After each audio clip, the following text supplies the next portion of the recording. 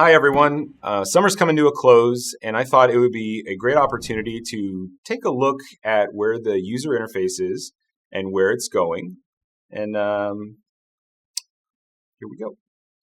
We've been really busy in user interface land.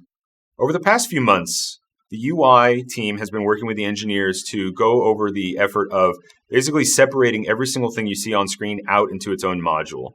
Before, when we built the combat HUD, everything was combined into one master object. So you really couldn't manipulate these health bars or the food meter without also affecting other things on screen that a lot of times aren't even related. They just happen to embody the same grouped object. So what we've done is we've gone through the effort of breaking every single piece out into its own module.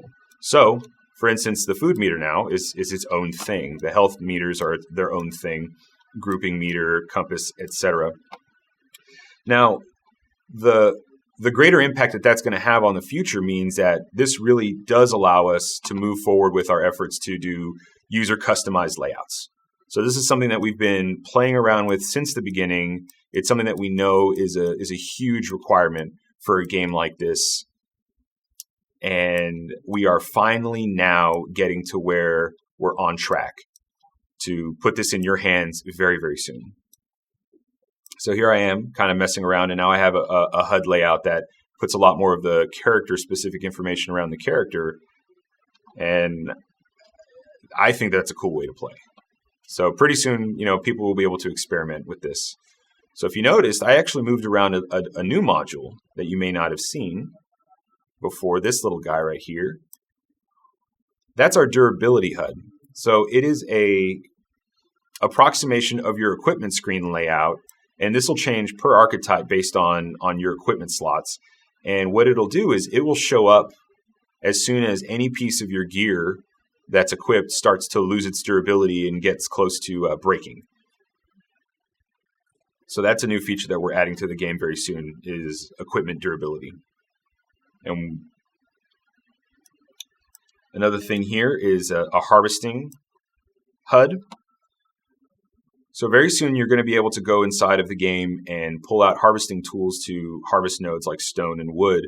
And each one of those tools has its own feedback in the HUD. So when you have this thing out, your little harvesting tool will come out. And then as your harvesting capabilities start to decline and decay, this little guy will start to decrement and then give you the clear feedback that, oh, you're about to be unable to harvest, etc.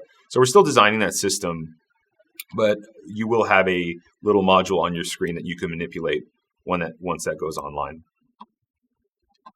One of the things that we've had pretty big constructive feedback on since the beginning of Crowfall has been our chat system.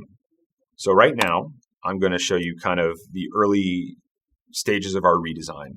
So we're rebuilding our chat from the ground up to facilitate what it really needs to be in order to make our community happy and to be really useful.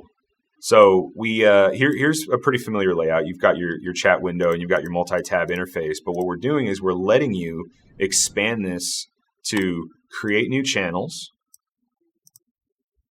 to actually keep track of your friends that are playing in a friends list, and you have different actions that you can perform on anyone that you do have access to. And you can also open up the module to search for and add new friends. And so we're gonna expand this chat module as we go, but for now, just those few additions are going to really be a game changer for how people communicate and keep track of their friends and guildmates inside of the game. So that's going to be a really exciting addition when it goes online. So a second ago, I was showing you the durability meter, and anyone who's savvy knows that in the past, we've actually grouped up the knight's sword and shield into one piece of equipment in one equipment slot. Well, moving forward, we're actually breaking that out so that those two things can be managed separately. So now in this equipment layout, you've got your primary weapon and you've got your secondary, could be a weapon, could be a shield. So if this was a Legionnaire, the Legionnaire would also have a polearm slot as well as a shield slot. What you also might notice is we are adding a cloak slot for certain archetypes, such as the Knight, the Ganetian, and I believe the Ranger. And for now, they're going to be cosmetic only, so they won't have any armor or strength stat increases. But as everything, that's subject to change. And I suppose one last little bit that we can look at before we wrap up is the improvements we've been making to the overall skill progression. Skills and the skill trees are the metagame that we hope people really, really get into. This is where you start to specialize and start to decide how you want to play Crowfall and how you're going to, how you're going to progress through the different areas of the game. And so what we've done is we've tried to organize all of our skill trees in a much more intuitive way where, you're going down these specific tracks and you're making these kind of high-level decisions before you actually go into the individual trees. And then from here, you would go into the skill trees. And we're still updating these visuals, but every single pass we make is one step closer to this module being ship ready. And that's super exciting because as soon as we have one module that's ready to go, it becomes the bar and we kind of know how much further we have to take everything else. And so we're really proud of the updates we've been making to the skill trees. And I'd say keep your eyes peeled for little bells and whistles that we're going to keep adding as we go.